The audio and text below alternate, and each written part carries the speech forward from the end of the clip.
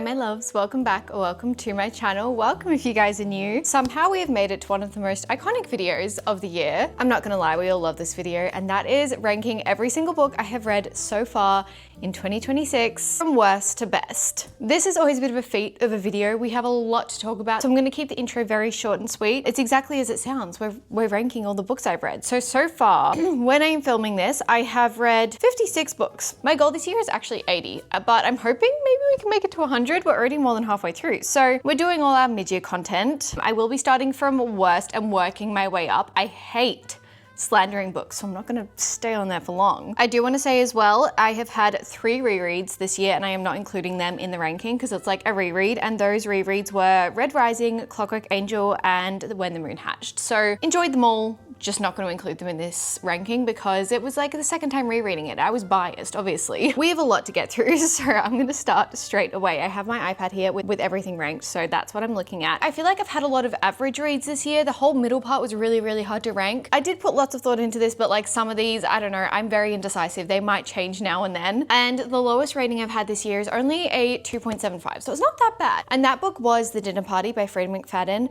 Guys, you know I love Frey McFadden, okay? I love it. It's fine. This book is just kind of almost a write-off book because it was a choose your own adventure book. I've talked about it quite a bit recently. You're basically the protagonist of the story and you choose what direction your protagonist goes in. It just got so bizarre to the point I was like, what is happening right now? What am I reading? This is like crazy ridiculous, but it was satire. I honestly just had no idea what to expect going into that book. So I think if I went in with different expectations, probably wouldn't have rated as low. I did laugh a lot though. Like I was cracking up the entire time. So I guess that's a plus. But we did rate that one a 2.75. Okay, next was Neverthorn.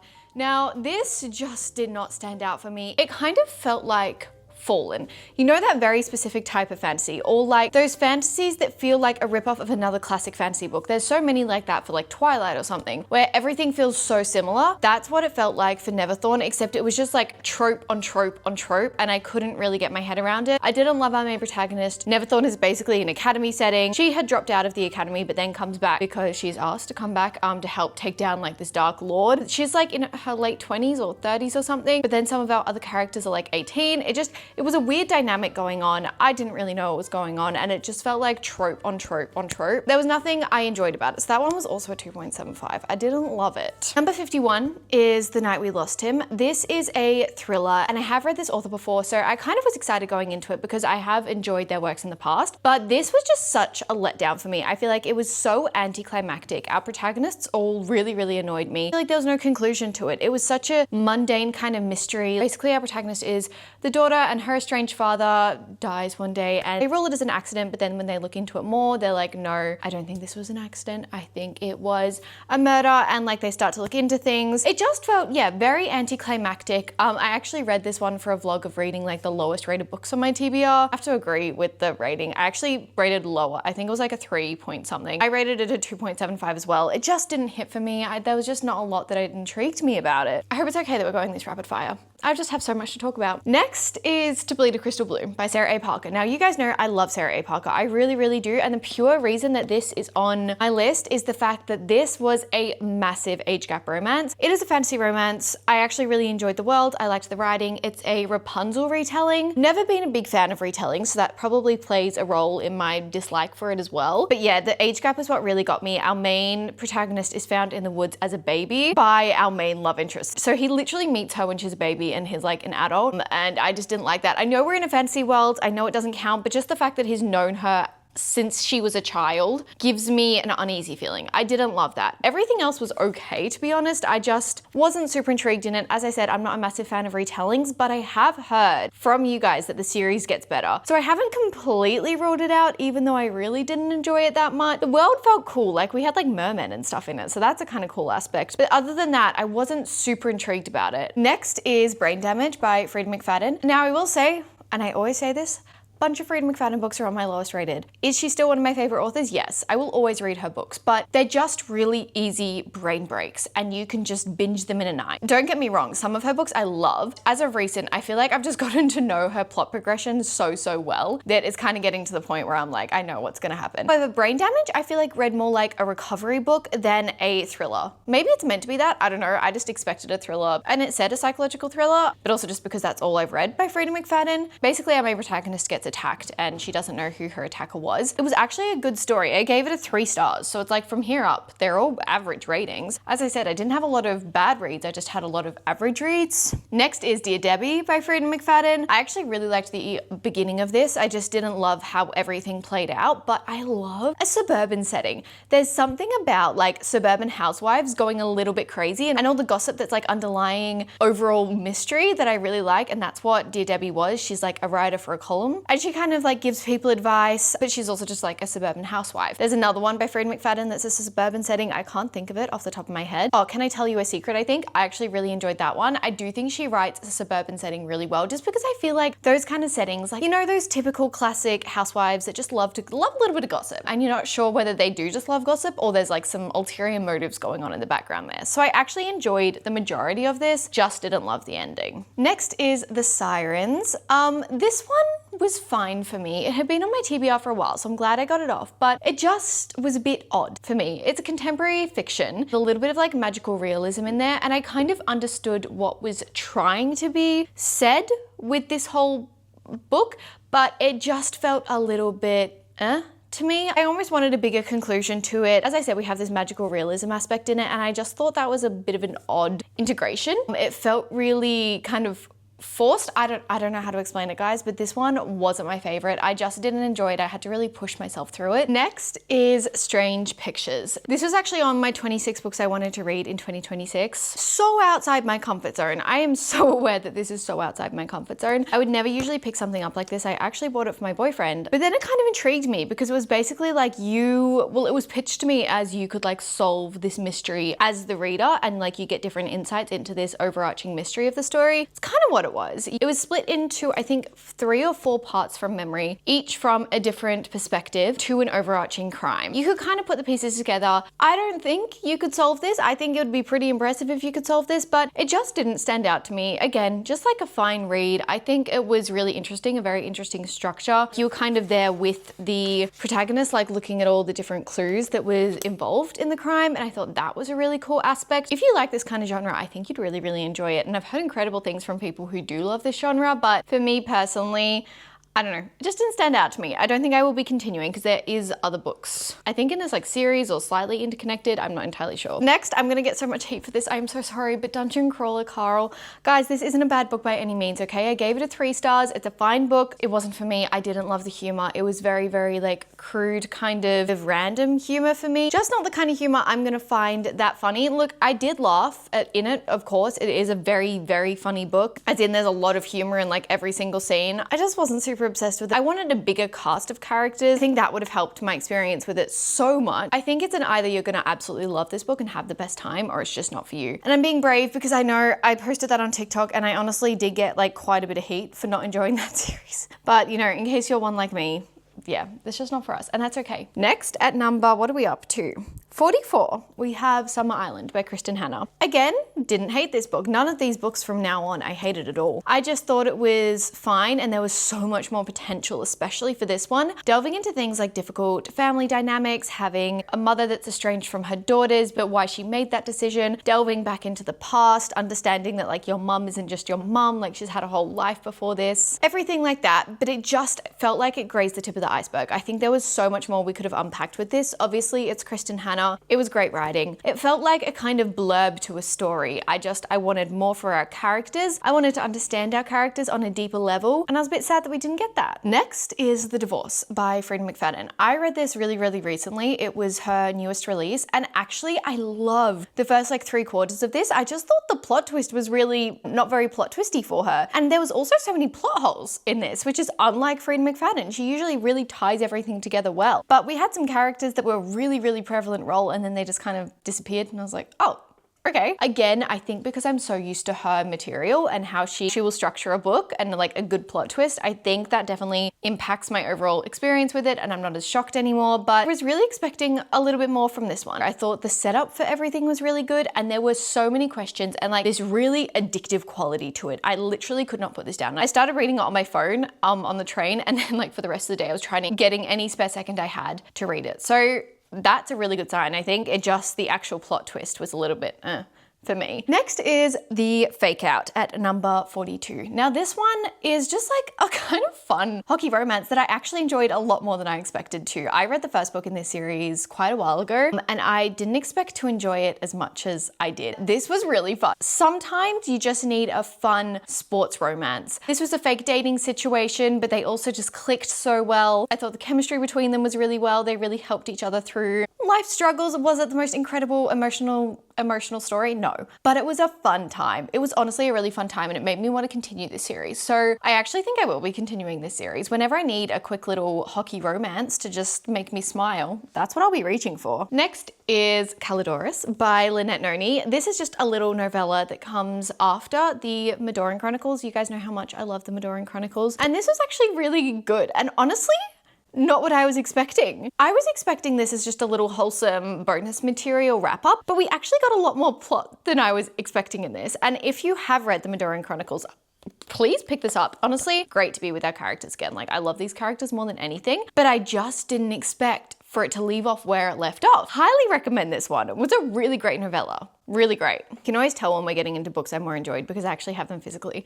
Next is Two Can Play by Ali Hazelwood. Again, I would say this is a novella. Well, I don't know. It's just like a short story. It is so little and cute. Honestly, really spicy for such a little book, but character chemistry, really great. This is a video game romance. Ali Hazelwood always picks such fun settings for her romances, and whilst Ali Hazelwood usually writes about everything that I wouldn't enjoy. I'm not a science girly, she's such a STEM girl. I'm not a spice girl, her books are really spicy, but there's something about the way she writes that will always really captivate me and just make me have a really good time, and I will definitely end this book smiling. Like I'll just be bubbly and happy after I finish her books. That was the case for this one. Just a really fun little read. If you need to hit your reading goal, just pick up this. It's so little. Number 39 is Cleopatra. I love Roman Egyptian mythology, okay? And we definitely delve into that a lot in this. The only thing that made it a little bit hard for me to understand, because we're literally just exploring the legacy and life of Cleopatra, is that there were some elements of creative freedom taken to this, but then also other points we were also like debunking historical myths like in real life about Cleopatra, about the real Cleopatra. So it was just kind of hard to distinguish what was real and what was a creative freedom. I think if it was all creative and just like a fun story, or just like Cleopatra, like that would be okay. But the fact that there were little footnotes in this, like correcting historians and everything like that, I did like that element. It just made it a little bit confusing for me to understand what to kind of trust and what not to trust. I don't know. That was the only reason I didn't like this. But if you like Egyptian mythology, if you like all of that kind of period of history, I feel like you'll really enjoy this. Next is Just Friends by Hayley Fabb. I feel bad putting this book so low, but like honestly, the only reason it's so low is because I wanted more. I really liked our characters. I really liked the setting of this. It's such a cute, fun summer romance. It's also a closed door romance, which is really great. But I wanted a little bit more depth to our characters. I wanted to know our characters a lot more.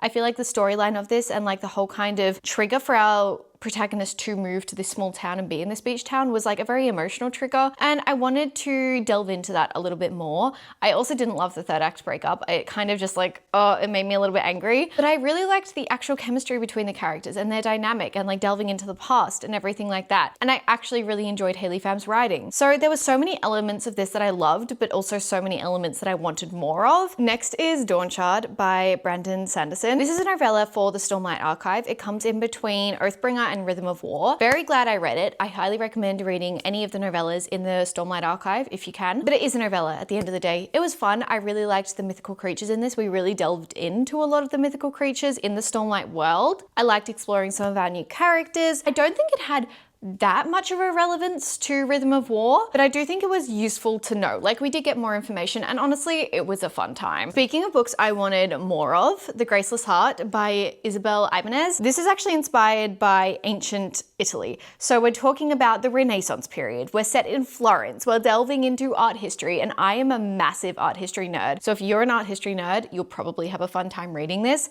The main thing is though, this is a standalone, and I thought it would be better as a duology. I just think we rushed brushed over a lot of things. We had this whole tournament aspect that was over really, really quickly, but I actually really enjoyed it. And I was kind of like, oh, I wanted a little bit more there. A really great spark of an idea, but again, I needed more. For a bit of change of pace, we have In Her Defense by Philippa Malika.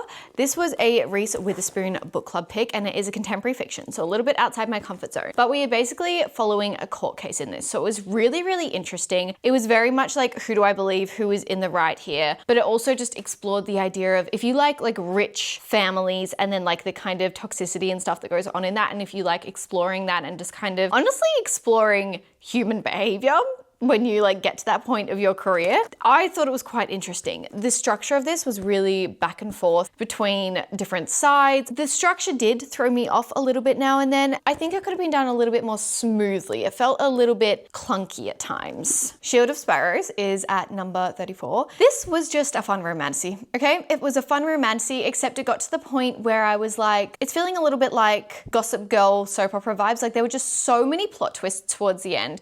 One of them was really, really easy to guess. I feel like everyone would guess that if you've read a romancy before, but then they just kind of kept coming and I was like, okay, this is just like a lot and I feel like we're having more plot twists for the sake of having plot twists, or this could have been a little bit more spread out. I've heard the second book is really good and I think I will continue it because I do want more depth to our world. I want to understand the magic system. The world and the magic system is what got me initially, and I just think there's a lot more there. There's a lot more that can be explored there. 33 is My Husband's Wife by Alice Feeney. Now, I love Alice Feeney. I think she is such a great thriller author. Her and Freida McFadden, love them. But this one felt very similar to Rock, Paper, Scissors. And I've seen a lot of people say that if you read this one before you read Rock, Paper, Scissors, then Rock, Paper, Scissors feels like My Husband's Wife. So I thought that was kind of interesting. I personally read Rock, Paper, Scissors last year and really enjoyed it. It's my favorite book by her.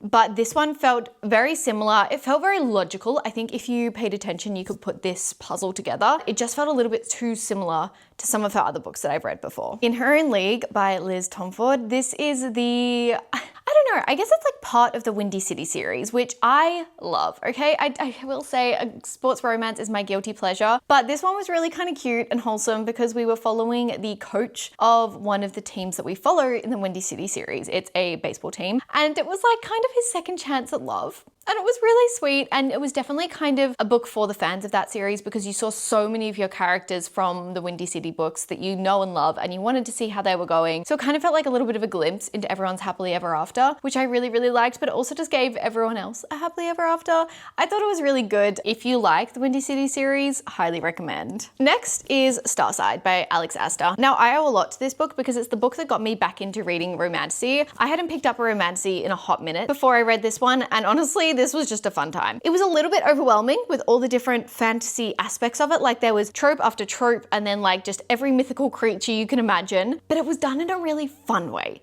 Like I can't even fault it because I just had the best fun.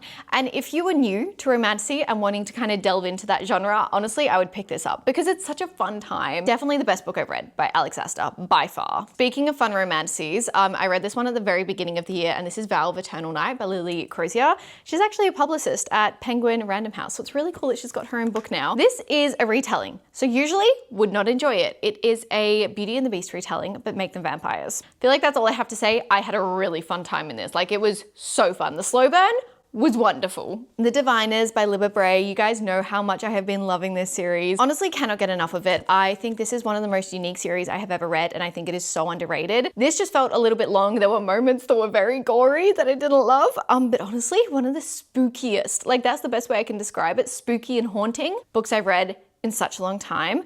Please, please pick this one up because I could not get enough of it. And the series gets so good, you'll see. They're ranked later. Number 28 is Broken Country. Now this, again, so outside my comfort zone, but I had been seeing everyone read this and I was like, I need to jump on this trend. I need to see what it's about. It's a historical fiction. Honestly, I really enjoyed it. It wasn't a 5-star for me. I think it was a little bit short. I wanted a little bit more, but the characters really annoyed me, but I think that was the point as well. They're going through very difficult times in their life, but I actually really enjoyed it. Even though I don't usually read historical fiction, I found this one really enjoyable. There were some very emotional parts in it as well. Number 27 is Fable. This is a pirate fantasy, and I definitely want to continue to the next book in this one. This was just so atmospheric and fun. It felt like Pirates of the Caribbean, but in a YA setting with a fun female protagonist. I think this is underrated, to be completely honest. Ready or Not by Cara Bastone. Now, I just want to say this embodies all the tropes that I usually hate, and yet I loved this book. It felt like watching a 2000s chick flick. It gave all of those vibes. I really liked our main protagonist. Definitely want to read more of Cara Bastone's work. Wasn't a 5-star just because there were some moments that kind of annoyed me. As I said, the tropes aren't my favorite, so obviously I'm not going to be like, I'm in love with them now. It did make me love them a lot more and see ways that you can embody tropes, like it's the accidental pregnancy trope, by the way. See how you can embody those tropes in a really great way and how they can really like aid character development and, you know, kind of put you in the position of the protagonist. It is a difficult life decision, obviously, and you're going through such a massive life change. The next two are part of series. This is Heart of Betrayal and Beauty of Darkness. I'm just going to talk about them together, but it's 25 and then 24. I really like the Remnant Chronicles, okay? I really do. I think they're a really great, fun YA series. Are they my favorite YA series ever? No, but I would say they're easy. Like, it's a 4-star series. It's an easy series to get through. And honestly, if you want to read Dance of Thieves, I would recommend delving into this one first. I didn't know you had to do that, but it's a good idea. It does have a love triangle, and I do think that was elongated a little bit longer than it needed to be. I was on Team Leah. I wanted her to choose herself. But if you love like classic medieval kind of fantasy, you'll really enjoy it. Next is Recursion by Blake Crouch. Honestly, I wanted to put this book higher, but I just have so many good reads. This was my first proper sci-fi book in the sense of messing with reality and time, like the reality we know. It was so trippy for my brain. I could not get my head around it. The one thing I didn't love was like the pacing, and that's why it's a little bit lower. It just felt like an action movie going on in front of me, and I couldn't catch a break, but I also understand why it was that. This was one of the most mind-bending books I have ever read, and I want to read more by Blake Crouch because honestly, that's an insane feeling for a book. Guys, I can't lie to you. I just went through this list again because I was getting more of the books off my shelf. I actually put 2 of these books twice.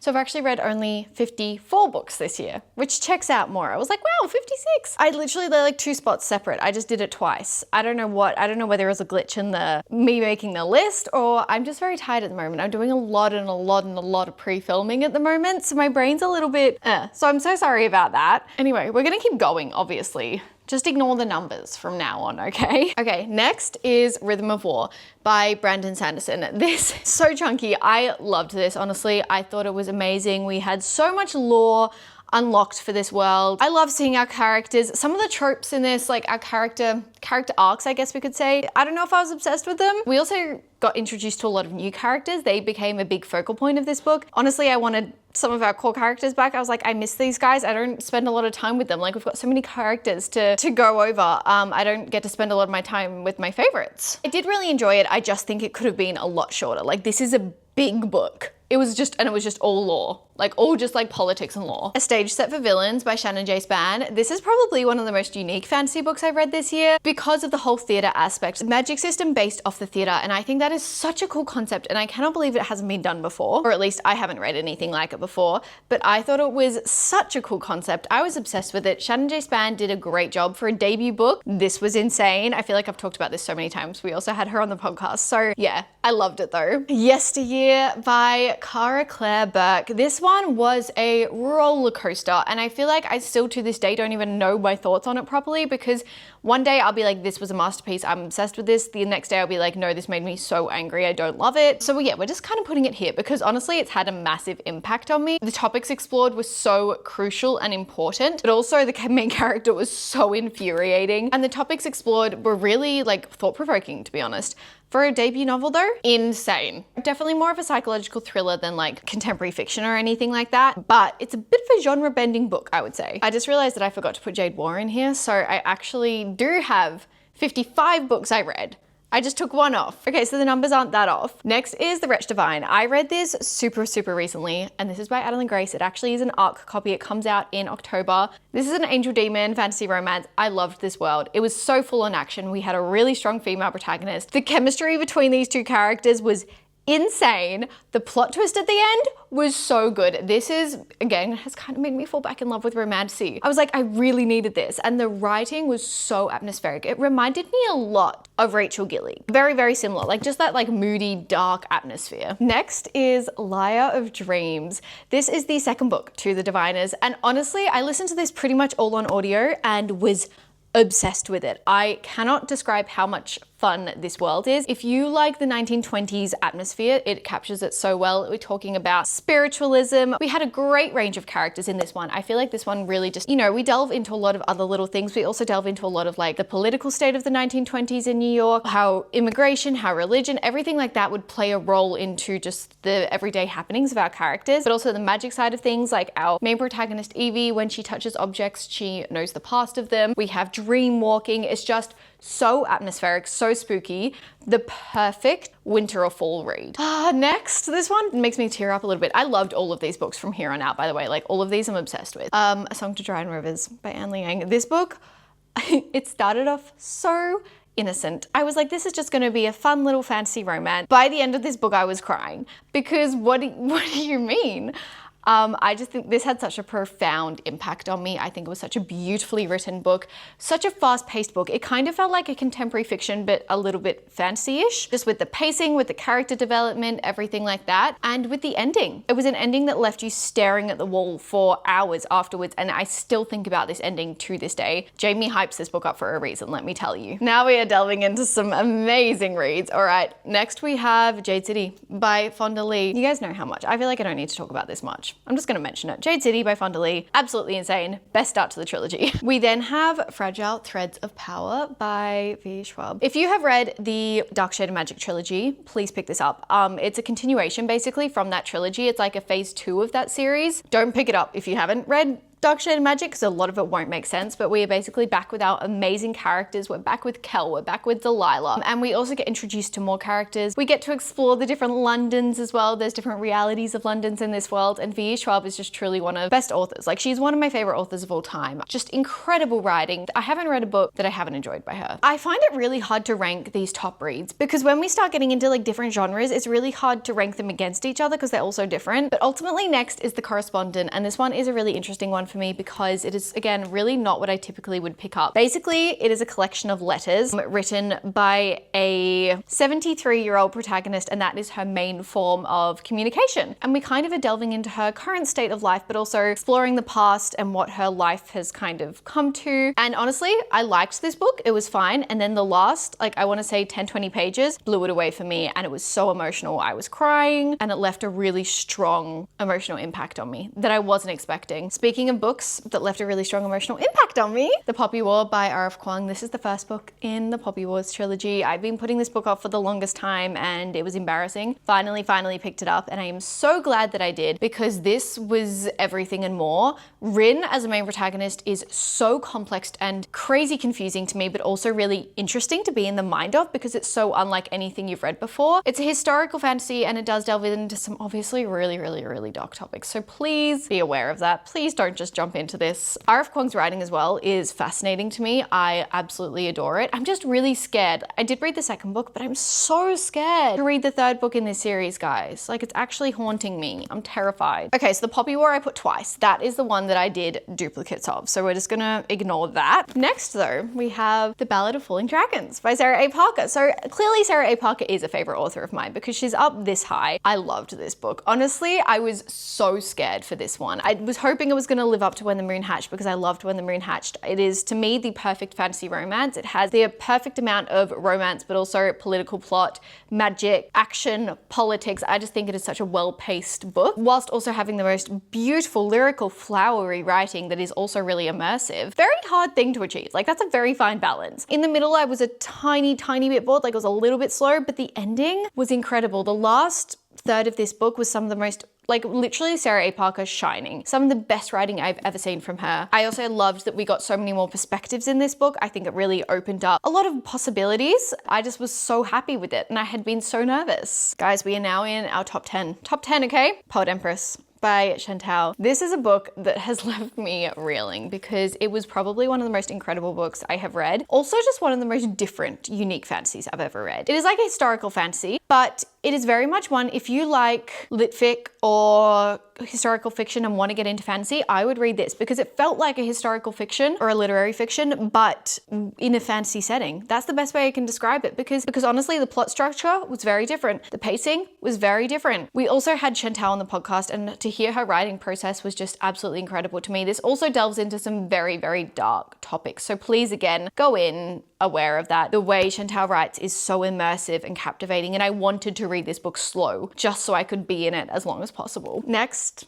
is Jade War by Fonda Lee. Of course I had to put this in the top 10 because this just cemented my love for the series. I feel like Jade City was a really great introduction to the world, to the families, to the magic. This just cemented my love for it. It also just started prompting some really, really conflicting feelings and I didn't know how to feel about anything. Insane. This series just keeps getting better, guys. I had no idea that this book was going to be so high on this list, but the more I think about it, actually Jade War and this one, they kind of are rotating. I'm not sure which one I'd put first, but Rag Picker King by Cassandra Clare. I truly think it was my experience reading this that has made such a big impact on me because I went in with such little expectations and was just blown away towards the end. It was one of the best second books I've ever read, and Swordcatcher as the first book was such a mild book for me.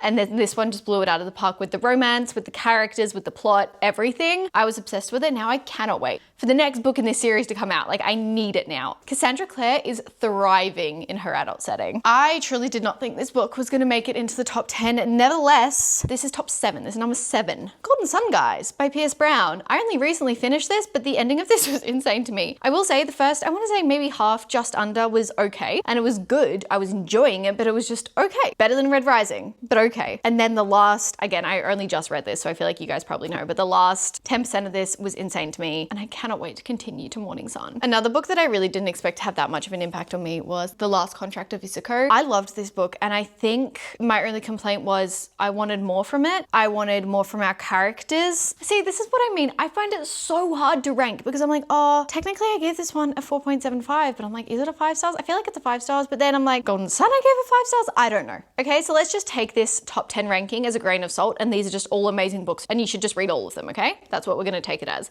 But yeah, The Last Contract of Isako, I feel like I talk about this one all the time as well, but so refreshing to have older protagonists as our lead. Very, very high up is The Bright Years by Sarah DeMoff. This book, I have never been so angry and experienced so many emotions in such a short period of time because this book is not very long, but I truly was so angry, but also so sad and felt so much for our characters in this book. Sarah DeMoff is an incredible author, and I am so scared, but so excited to read The Burning Years. The Burning Years? No, The Burning Side. Next, at number 4 is The Dragon Republic by R.F. Kuang. This book destroyed me. The more you think about it, I will say I think I blocked some of it out when I was reading it because it was quite traumatic, but the more I think about it, the more of an emotional impact it had on me, and I am just like in shock from that. Some of the best writing I've ever read, some of the most insane character developments I've ever read, and some of the most crazy plot twists I've ever experienced. Okay, we're in top 3, guys. We're in top 3. Number 3 is Oathbringer by Brandon Sanderson. This book, honestly, I enjoyed every single second of it. Yeah, it felt a tiny bit slow, but I was just so excited to be back with our characters. And then the last third of this book has got to be literally probably some of the best fantasy writing I have ever read. So fast paced, so intense, could not keep up.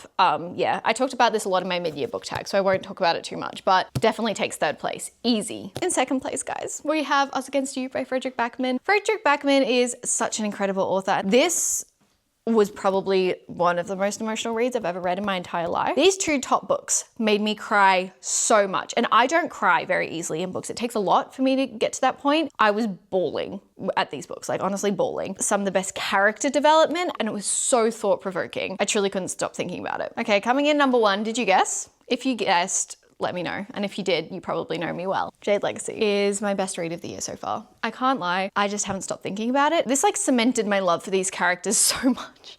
I was an emotional, I've never cried ever so much in a book to reading this one. I like literally had to put in the audiobook because I couldn't see out of the tears in my eyes. Fonda Lee is an absolute genius. This has got to be one of the best trilogies I've ever read in my life. Again, I talk about this all the time. I don't want to be like talking about these books that I talk about all the time, but if you're going to read one book from this video, let it be your Jade City journey. Start your Jade City journey. But yes, that is it. Those are the 55 books I have read in the year so far and ranked from worst to best. I hope you guys enjoyed this video. Let me know your top read or worst read maybe of the year so far if you have watched till the end. And if you have, truly you do not know how much I love you. Thank you so much for watching till the end. I love you guys so much. Thank you for watching and I will see you in my next video.